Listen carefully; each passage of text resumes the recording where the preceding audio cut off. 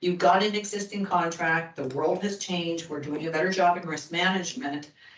You're always, I mean, as a former chief procurement officer, you're always looking at the, the reasonableness of reopening a contract to negotiations, and yet you need to have new controls in. This is a very, very real business problem, and we saw it in spades during the pandemic, and now we're having lots of other issues we're still dealing with. So let me start with you, because you're dealing with this, I'm sure, daily. Lawrence, what do you do?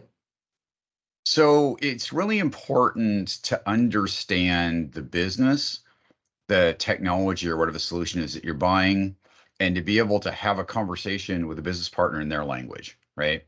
Because I Yeah, can create a risk register, but if I'm, sounding, like like a an risk attorney or nerd? a contracts guy or something, their eyes are gonna glaze over and they're gonna fall asleep, right? Or throw me out of their office. So I really need to say, here are the things that matter. Here's the things that we're covered for. Here's the things we're not covered for. Here's what's changed. Here's why. And really talk to, how do I solve the unmet business need, right? It could be a renegotiation. It could be just putting some control in place in terms of operationally, right? It could be, I mean, there's a variety of ways of solving things. Yep. But it has to be in the language that and I call business partners my internal customers, just separate from customer with checkbook. So it's got to be a way that the business partner can understand, that they're interested in, they're willing to act on. Because typically what's going to happen is they're going to, well, oh, that's great, I agree, but I don't need budget for that. Right. Because if I go renegotiate a contract and add a bunch of stuff to it, it might raise the price. So how do we go and make a creative solution that's really going to solve the problem to the extent we can? Or how do we agree with facts and data, eyes wide open, to say, you know what, I'm willing to accept that risk? Yeah, and that is the key, basically, is truly understanding the business. I mean, I'm so with you on that. I see lots of people in risk and procurement jobs who don't take the time to understand what the business.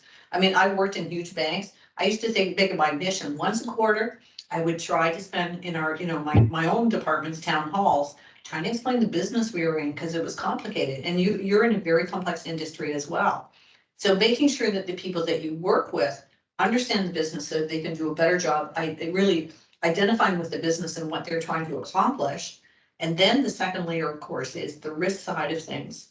And I see a lot of procurement people that are not yet really plugged into the fact they do need to understand risk. You may not have to do all the work around it, but basically you can't advance your career in today's environment unless you are basically well-rounded in full service. And so understanding risk is really essential. Understanding procurement is really essential for risk people, and understanding the business is important for everybody. So Yeah. I really appreciate you, touching on that. Now, it's also a bit tricky trying to figure out, should we try and put an addendum on, or should we try and open that contract to renegotiate because we need new controls? How do you tackle the question of what to do, Lawrence? So that's again, I'm going to say it depends. Of course. There are, so when I look at events throughout a contract lifecycle, if I have a good governance process, I'm probably going to have quarterly updates where I got block points in this contract for little changes, right? I've added a site, Yeah, I've added a exactly. service, my volumes have changed beyond Yeah. the expectations or whatever, right?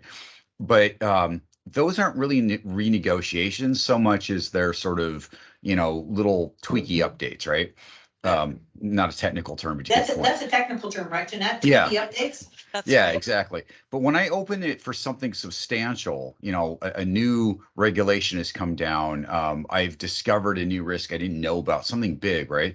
If I reopen negotiations, well, so can the other party, right? Because they're going to go, there's all this stuff that we've been wanting to do, and now that you bring it up, right? So there's always a Good to risk mention in, it. yeah, shocking. There's always a risk in renegotiating midterm. Now, if you've got a really good relationship, again, going back to governance fundamentals, right? If Yeah. relationship management is really, really strong, it's pretty easy to keep that focus on just the narrow area that's something that's changed that neither party thought about. And to not like reopen everything and start trying to get better on price and making it into a really big deal. Because what can happen if you don't have that good relationship is trying to make a change order can really undermine the whole deal to the point where you actually have to go and recompete it or move suppliers or whatever, right? Yeah, that's exactly the So, problem. so Yeah. the, it's really again about the people more than the contractual document.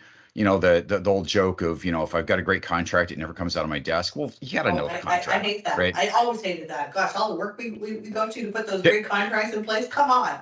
yeah. I mean, well, So, you got to know it, right? And you got to work within the framework of it. But if I'm going in and saying, hey, Jeanette, what do these 3 words mean? You're an attorney, and if I'm starting to lawyer up, that's a problem, right? So yeah, I want to, sort of keep it in the drawer, but read it, once a month or something. So I remember, and I'm actually working within the framework and have a good, IEOP calls it rules of engagement, which I really love, which is what was the unmet business need? What's how do we get to this contract? What are the parameters of it? Kind of who from governance perspective, who you're going to call, all the really critical things, not the whole contract, because you don't need all that. But what do right. we buy? Why do we buy it? Who do we talk to? And that sort of thing. And keep that maintained as well, because that allows you to work stuff. Oh, I've got an issue. It's going to escalate. What's my escalation path? Who do I call? How do I make sure it's solved without having to get the attorneys involved? I love attorneys. I work with them every day, but I really don't want them involved in everything because that starts to It's a change the signal. dynamic, right? It is a signal.